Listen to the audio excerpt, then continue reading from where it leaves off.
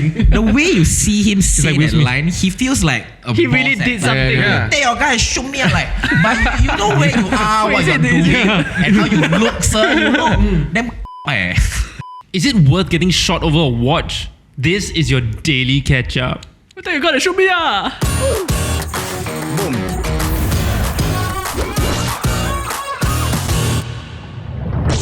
Hey guys, if you're enjoying the Daily Ketchup podcast and you're not yet subscribed, subscribe and also hit that notification button. Like this video. Can I? Please. Thanks. Thank you.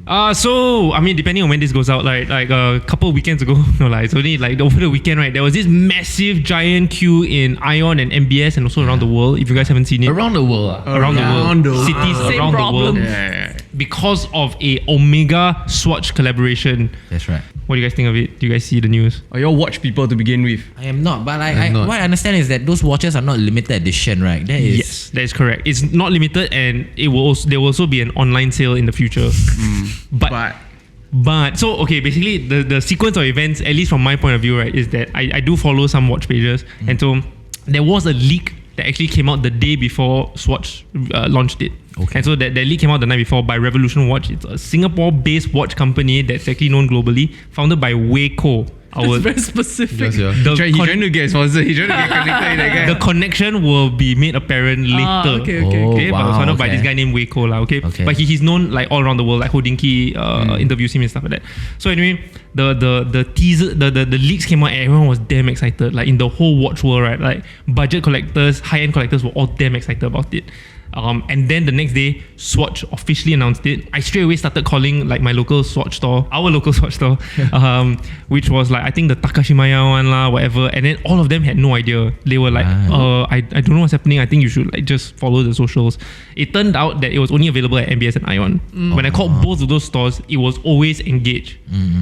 And the only information that they put out, right, was the date and these two stores. I had a friend who went down to the MBS store to find out more information, and the people just said there, look, there were so many phone calls, we stopped answering phone calls. And They just take out the phone, put like that. That's why I always engage. yeah, and you can check out the watches here, but you can only buy on the day itself. Right. I Facebook messaged them and said very specifically, can I reserve or pre-order? Or do I have to queue up on the day itself? And they just said, hi, it will be available in ION and MBS. Boilerplate never really answer. So I said again, thank you, but can I pre-order or do I need to queue up online? Do I need to queue up on the day itself to buy? Yeah. And they just said, like I have the exact reply lah, but it was just them, like it didn't answer the question again. You were very, very frustrated. Very. At what If he's not point, apparent, he's a watch person. right? At what point were you like, take out your gun and shoot me like did that emotion come out? So Like you would die for it. I had a friend in the UK, right, who texted me and said, hey, was that you? Oh no! It wasn't me lah. But so essentially, on the 26th itself, people started queuing up like even the night before. MBS you couldn't do it, so they got kicked out. By ION you could, and then people were queuing overnight, and the crowd was massive. It was also very poorly organized. There were people saying like the managers were asking them to like tidy up a bit the queue, and then they ended up being at the back of the queue. A lot of people were super angry about it, and then it was then made apparent that actually the watch is not limited. It's also going to be made online. Like there's going to be releases like in the next few weeks. Okay, but usually, right, when a watch launches and it is limited edition, do they put that out up front? Usually, yes. So like at least for the watches that I've been paying attention to, right, they will always say only 1,000 pieces. But also those watches are like 4 figures, 5 figures. So it already cuts off a majority of like the public. Right. So this one was where it was a very hype watch. And it was very accessible because it's like 300 Sing dollars, right? 250 like USD or whatever. So it's very accessible to the masses. It's also a very popular watch. If you guys don't know, it's a Omega Speedmaster. But this one is made by Swatch lah, so it's using like plastic and like. Is that a good thing though? Is that a good thing? It's the iPhone, but iPhone 5C. No, but The that's cheap made by iPhone still though. It's a very iconic. It's also still made by No, Omega. it's also made by Omega.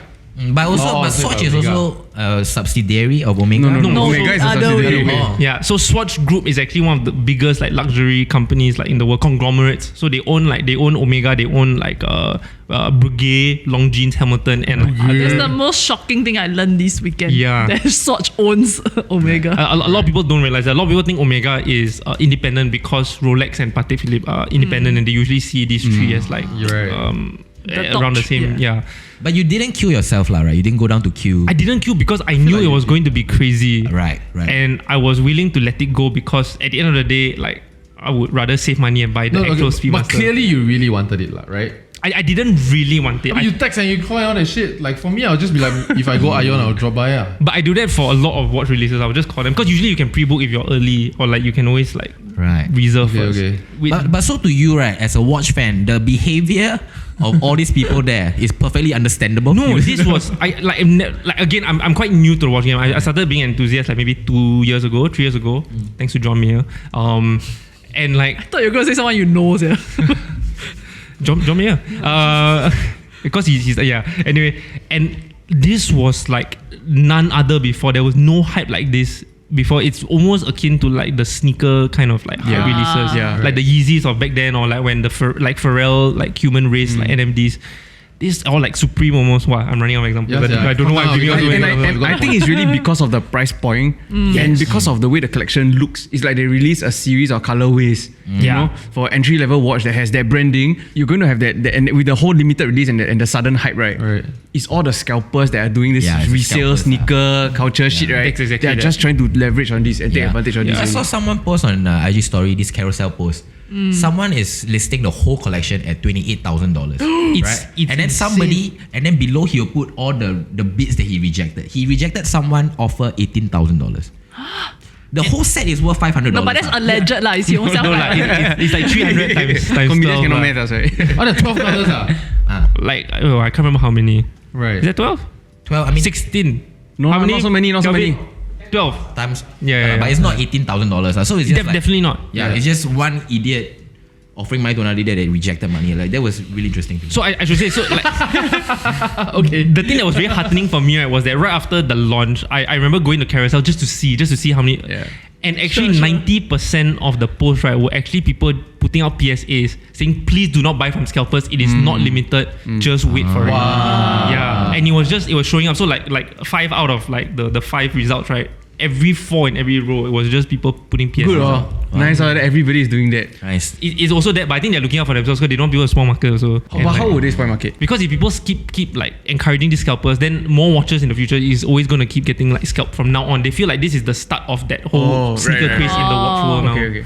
Because with like, sneakers now, it's like, there's no way you can get it with raffles and all. Like that's how it's very hard. Like even like with Air Jordans now, you have to be very early. If not, it gets sold out like in 2 minutes, 3 minutes. Right. But the funny thing that I've seen about the sneaker reseller, right, is that now shops, like physical stores, are trying to prevent resellers, right? So they make sure that you have to wear the shoe to walk out of the store. Yes. And then everybody is walking out the shop like that because they don't want to crease the shoe, you know? Yeah. There's a term that's very important. It's called dead stock. So it's not just missing means like it's never been worn before. And so once you wear it can't be dead stock. Then you can't put, so like it's like BN, brand new, inbox IB, and then DS. DS is dead stock. So you can't put the DS there. Then it lowers the value. Right. Julian. He completely don't understand his face completely. Yeah, but one thing I really didn't like is that the like what you were mentioning, right, from the beginning, right, is Swatch organized this in a Very horrible, poor. like Horriblous. horrible. Yeah. I saw the clip of the manager just giving up, right? He was explaining. Yeah, that's so terrible. I mean, your job, that guy is like some brand manager, by the way. Yes. Your one job is to think about your brand image in the eyes of consumer. And then you go and say terrible things, and then after you say, No, and somehow I'm done. It's very obvious that people are recording you. your one job. Yeah, lor. Yeah. Like there's camera footage which this person was hiding, and then within that footage there are other people taking. Yeah. Then that's your one job, what? But and it then was- if you're done. Then what? You're done to do what? Are you off the clock? Because this is your job, ma. But it was also a very long clip. Like it was like, I think it was at the 7-minute mark where he said, I'm done. Yeah. And it was like constant reminder. Like you're done with what? Like Every resign, lor, because that's your job. Ma. No, but every time he was from what I saw, every time he wants to tell them that it's not limited edition, the crowd just like, give me solution. And then like honestly, when I watch it, it's like, in the crowd, his job is to do that lah. But like he was really doing it as much as he can already lah. I Yeah. don't think the crowd there allowed him to do his job. I felt like the crowd made up their mind already. They wanted something that day. They wanted to bring home that watch. There wasn't watch for them to take home, but they wanted. No leh. Actually, a lot of them say just take down our names. Yeah, but then I think so bad management aside, right? Like I wish the ADLV guy, right, fight him. Because he looked quite kong, right? Then the ADLV guy like still quite aggressive, shout all right. I wish they like fight. There was one part of the clip that really annoyed me was that there was this lady that proposed a solution, right? She's saying, take down our names and blah, blah, blah, give me a fucking good one. Like priority lah, like next then time. after that, she kind of concluded. Then a few people talk, and then there's another new fella. The they say, marketing okay. fella. Then he try and command the attention of the entire scene, right? Yeah. So can I propose a solution?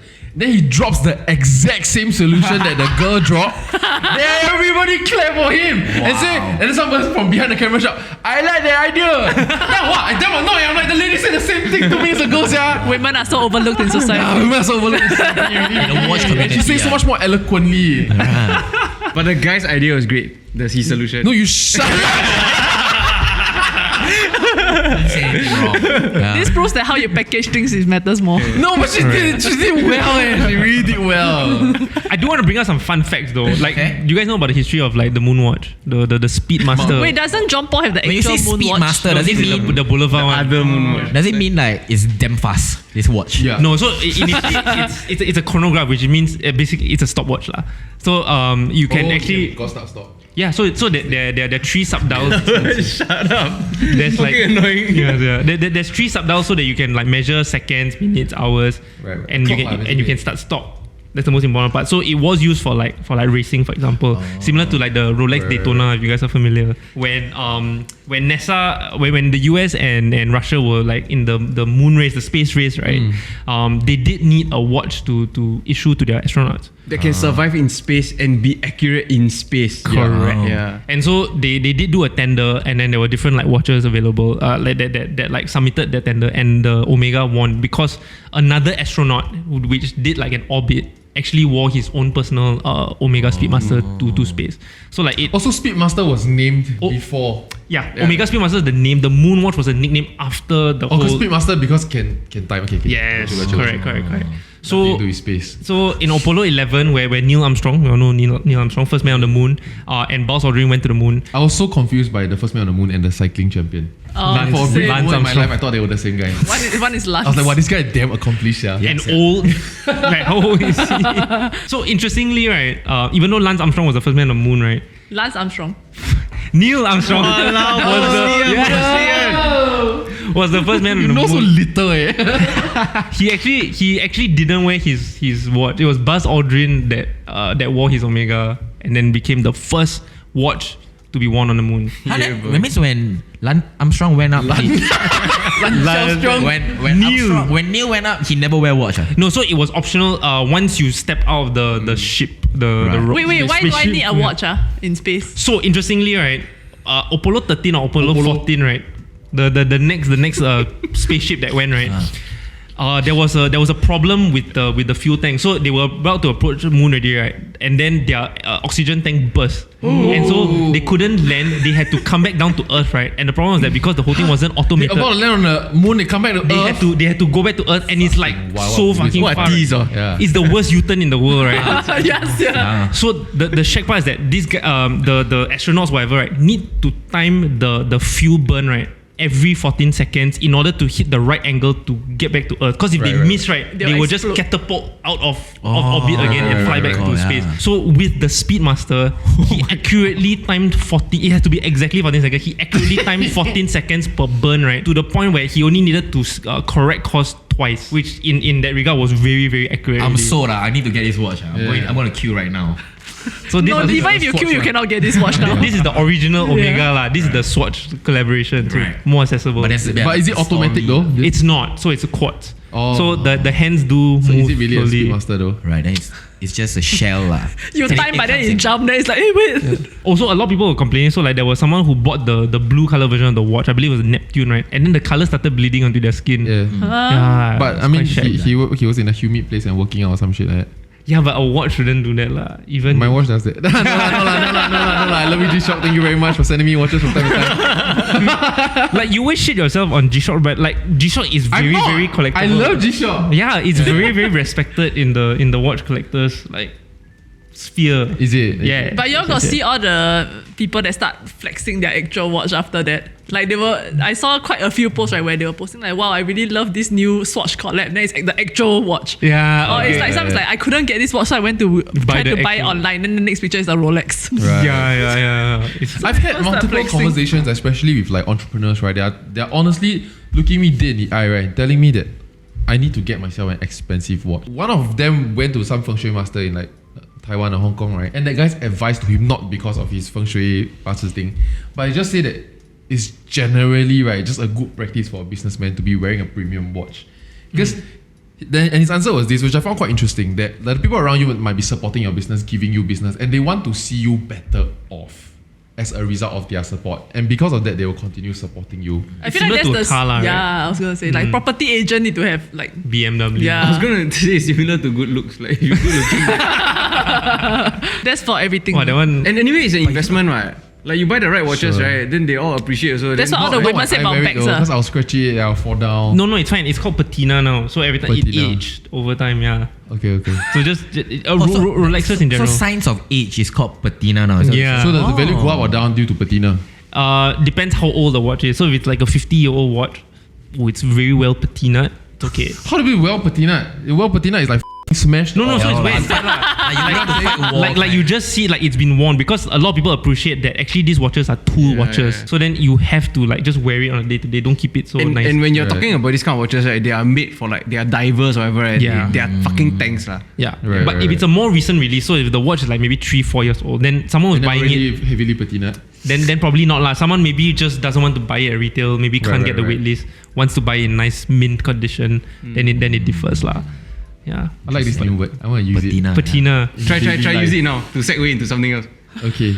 If you take out the R in patina, you get patina. Quite Something that's not going to get patinaed for this dude is the guy that asked the guy to shoot him.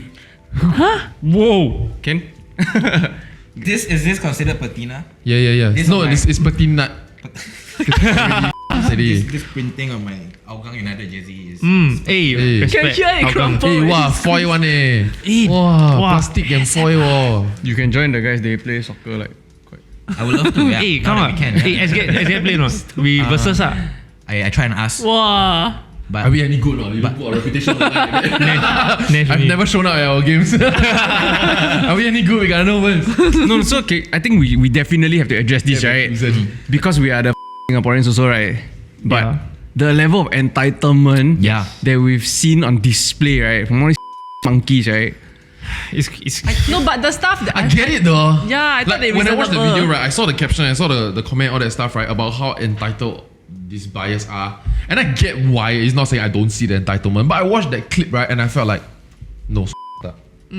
I think as much as they up, right, the difference here is that, right, just because I have 100 people in my queue and I have 100 watches, it doesn't mean that every one of those 100 people queuing up is going to buy my watch. Yeah. Or some are going to buy two. Yeah. So then, I don't know whether, even if you're queue number 500, right, there's a chance that you might actually get the watch. Yeah. Say Yeah. everybody don't like the product in the end when they step into the shop. I don't owe you shit, right? You know what I mean? Right? Yeah. Yeah, and then you have these people who are saying that, no, you owe it to me. yeah. Wrong, what? Yeah. I agree with that sentiment, like, to the point where even Minister Shanmugam actually came out to even comment on something like this. And he was basically like, hey guys, can we just like look at this in terms of like, let's have some perspective. Like, there's a war going on in the world, right? And people are suffering in like said many that. other places. Yeah. Oh, shit. Like, he said exactly, we have to have a sense of perspective. There's a war going on, people are suffering many places. We don't need to lose our minds over these situations. It's not life and death. I feel like he only said that because of the shooting thing. Yeah. Yeah, that's Eh, fair. but And the police honestly, were involved lah. The Yeah. shoot me comment, right, is like, oh, it's so disgusting to Wait, see why was people, why right? was he angry? Yeah. Can That- someone tell me the exact situation? I didn't watch that clip. Oh. So basically, the police were trying to separate the queues, I think, and then because of that, right, somehow I think maybe either he lost his queue or whatever the right, or they realized that no matter what I queue, how long, I'm also not going to get my watch. Yeah. So then they frustrated all that. Then he just exclaimed, right? He said, "Take out your gun and shoot me," right? Yeah. He was unhappy because he was cut out of the queue. So his quote was, we cooperated with the bloody brand manager. He asked us to move back. That's why we moved back. That's why we are behind. And then you cut us behind. Then you're doing what? Take your gun and shoot me, lor. It was such a jump. When I saw that something clip, right, missing. the way you see him say like Will that Smith. line, he feels like a He boss, really did eh. something. Yeah. Take your guy and shoot me. I'm like, but you know where you are, what Wait, you're is it doing, this? and how you look, sir. You look, them. Eh.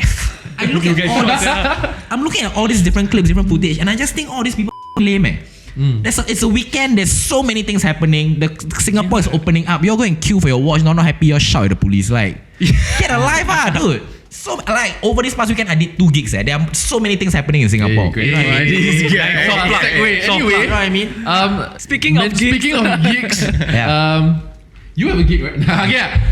You are releasing an album. I released an album on the 1st of March. Yes, it's on Spotify. If you look for my name, Jacky Jackyng, Okay. on Spotify. I have 2 albums out there now. Let's go. You sing it's a skit. Yeah. So the latest album is a sketch comedy album. There are about 8 tracks. Bunch of different. There's 1 ASMR track. Ooh. 2 songs on there and a bunch Is the of different ASMR really meant skits. to be ASMR though, or you people? You can try to listen. If you can fall asleep to the ASMR, I say you good. You preview a bit lah. Use the mic and then. Okay, I'll tell you. I will tell you the title of the track. The ASMR track is "You Are Buying Durian from the Uncle That Got Sore Throat." So it's basically me whispering different durian types. Is this what Singaporean creativity is? It's what the Singapore audience. How is do you looking laugh for. in ASMR? You can't. It's just. It's so bad for your throat. How about we try now? We create the scene at the Swatch outside the Swatch shop. Oh, okay. Wow, I cannot do this. I'm so sorry. You can be the observer. You can be the brand manager. I cannot. But yeah, just go and listen to my album on Spotify. Yeah, congratulations on that. Thank you. It's called Listen Together. Okay, we'll put the link below. Nice. Hey guys, thanks so much for watching this episode of the Daily Ketchup podcast, and also a massive thank you to Jacky for joining us. Massive. Thank you. We have his links down below to check out his album and also like other socials, so you can go and follow him. Yes. Also, if you haven't yet subscribe to this channel, like this video, and we'll see you in the next one. Bye bye. Alright, thank you.